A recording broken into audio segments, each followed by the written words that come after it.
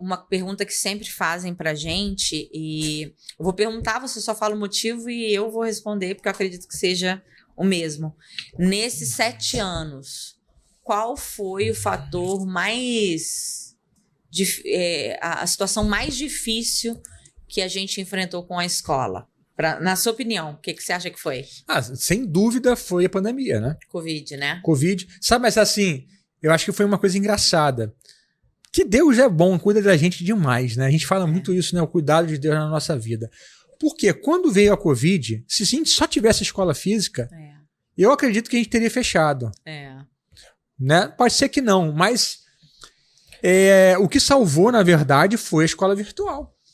Eu tenho, na verdade, assim, algumas visões sobre isso e eu vou abrir para vocês aqui hoje a caixa preta de realmente como que a gente se virou nesses 2 anos, porque praticamente foram 2 anos sem matrículas, né?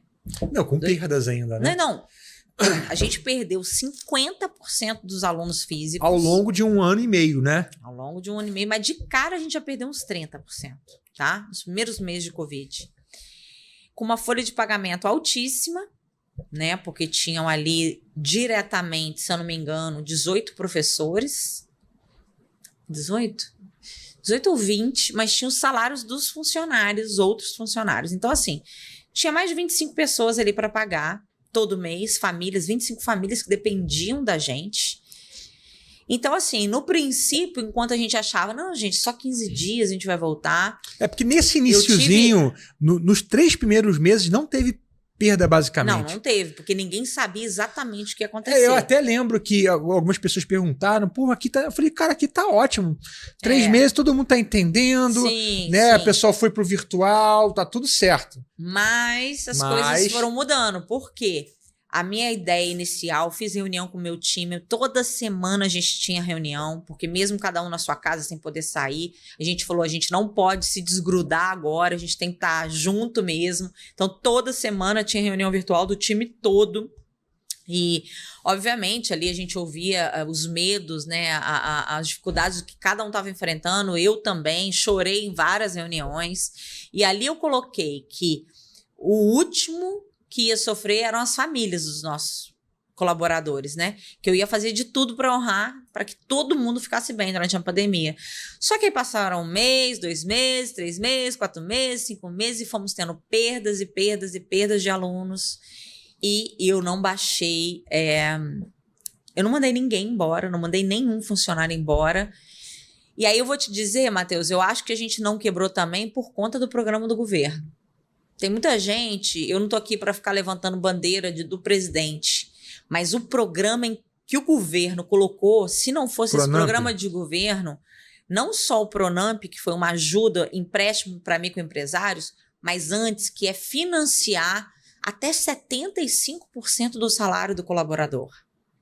Arcou, né? Nesse momento, para mim, foi bom e foi ruim. Por quê?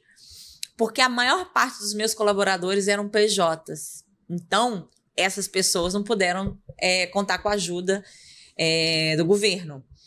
Mas a galera que era carteira assinada, eu pude ter gente com 75% do salário financiado pelo governo.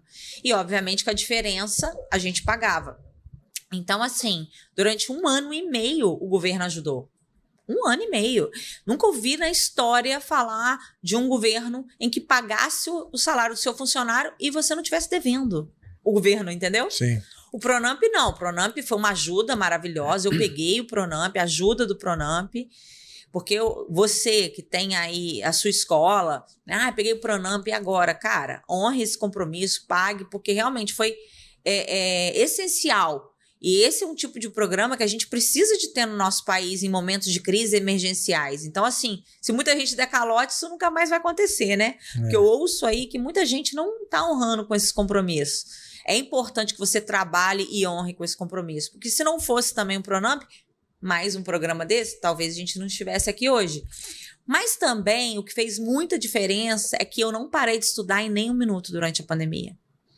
Eu já tinha me inscrito em vários cursos de gestão profissional antes da pandemia, feito investimentos. Eu fiz investimento de 18 mil num curso, em que eu acabei de comprar, fiz um curso e todos os outros ficaram para ser feitos presencialmente, não ia existir presencial mais.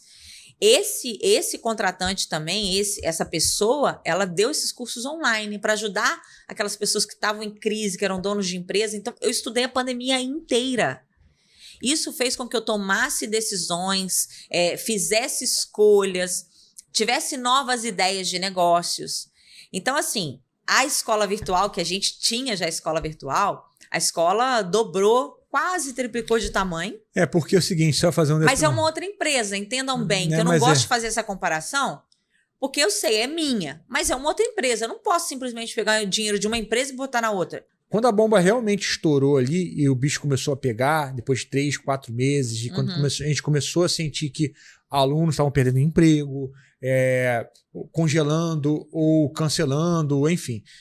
Até aquele momento, parte da nossa receita familiar vinha da escola física e parte da escola virtual. Não, sim, mas então, o que eu quis dizer é que são duas empresas diferentes. A gente parou de fazer retiradas para a gente, mas a empresa honrava com o serviço, né? O valor da hora-aula dos professores, os salários, enfim. Mas graças a Deus, a gente tinha, por isso que a gente sempre fala também para você que é empreendedor, não colocar todos os ovos numa mesma cesta, né? A gente tinha a escola virtual também e a gente lançou o Professor de Música Empreendedor, que foi em março, no mês da pandemia. Não, e foi engraçado, porque a gente lançou sem saber que teria pandemia. Sem saber. Foi dia 10 de maio que a gente lançou. Foi uma semana antes, né? Isso foi muito bizarro, porque quando 10. A gente lançou o curso e começou a galera a se matricular e tudo mais, uma semana depois que teve o lockdown. Exatamente. E eu lembro de eu fazendo as lives com os alunos, a gente trocando ideia. Galera, vamos ficar tranquilo que isso aqui... Mas aí 20 dias, 30 dias, tá todo mundo já voltando à normalidade. E eu lembro que na turma 2, que já 3, 4 meses depois, a gente conversando, não, galera, vai melhorar. Vamos ficar calmo, né? Vai passar e tal. A loucura. É o tipo de coisa, gente, ninguém imaginar que a gente ia passar por que a gente ia passar. Mas uma coisa acontece muito que a gente triste, passou né? o ano de 2020, passamos o ano de 2021 e 2022 eu falo que é teste para cardíaco, né? A gente está se recuperando de uma pandemia e vem uma guerra. Nossa. Vem uma guerra e vem uma eleição. Então, assim, esse ano, gente, a gente vê realmente como teste para cardíaco, a gente está matriculando, entendeu? Os 2 primeiros meses do ano foram ruins, mas a gente, estrategicamente... Eu acho que o primeiro mês foi bom, não foi? Não, Janeiro foi bom, fevereiro e março ruim, abril e maio bom. Entendeu? Acho que abril foi muito bom, né? Abril foi muito bom, porque aí é aquela coisa também do brasileiro, né? Que tivemos 2 carnavais. Então, acho que isso também influenciou. A pessoa não quer pagar antes porque pode perder alguma aula em feriado. Enfim, mas a gente continua aí na batalha, não entregando os pontos, mas eu aconselho a você a não fazer dívidas esse ano, realmente continuar com essa estrutura que você tá, pagando as contas, pagando as dívidas, tentando novas fontes de matrícula, né? Panfletagem, vai na porta de escola, vai no jornalzinho perto da tua casa. Proativo com venda. Faz as vendas pelo Instagram, pelo direct, patrocina, faz tudo que você puder. É muito importante que você aumente o número das suas vendas, né? Inclusive, quem mexe com o Instagram, né? Que obviamente todo mundo deveria mexer, e que quer aprender realmente um jogo forte no Instagram, fica ligado que a gente está lançando um curso sobre Instagram também, verdade. Tá? Professor de Música Empreendedor, Instagram para professor de música. Instagram para professores de música.